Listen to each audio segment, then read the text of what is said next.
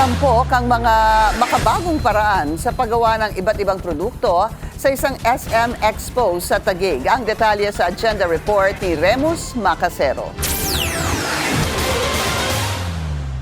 Hinamon ng oil crisis, supply chain problems at climate change ang katatagan ng ating ekonomiya ngayong taon. Kaya para patatagin at protektahan ang mga pangunahing industriya laban sa mga umuusbong na economic at climate disruptions, opisyal nang nagbukas ang 2026 Sustainability Expo o SUSTEX sa SMX Convention Center Aura sa Taguig.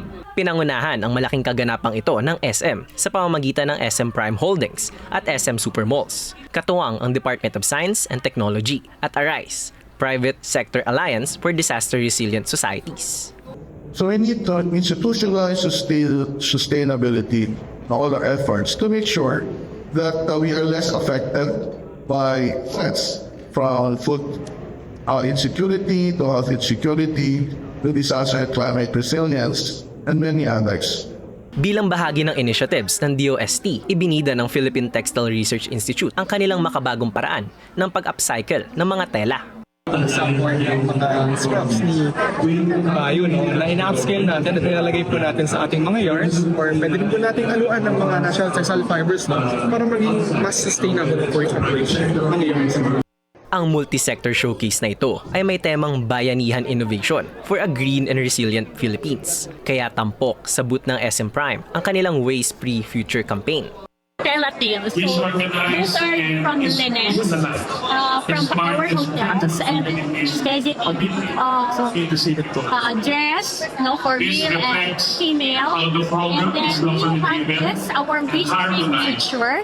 So we have Bale, we have SM Blue Environmental Company, where we turn residuals into refuse-derived fuels. So this basically shows our sustainability for waste, water, and chemicals.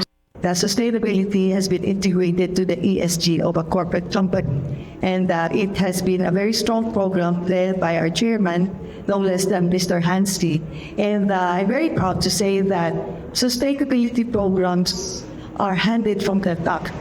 Inaasahang masisiguro ng hakbang na ito ang mas sustainable, matatag at future-ready na Pilipinas. Para sa agenda, Remus Macasero, Billionaire News Channel. Mag-follow sa aming mga social media accounts at mag-subscribe sa aming YouTube channel para sa pinakahuli at eksklusibong mga balita.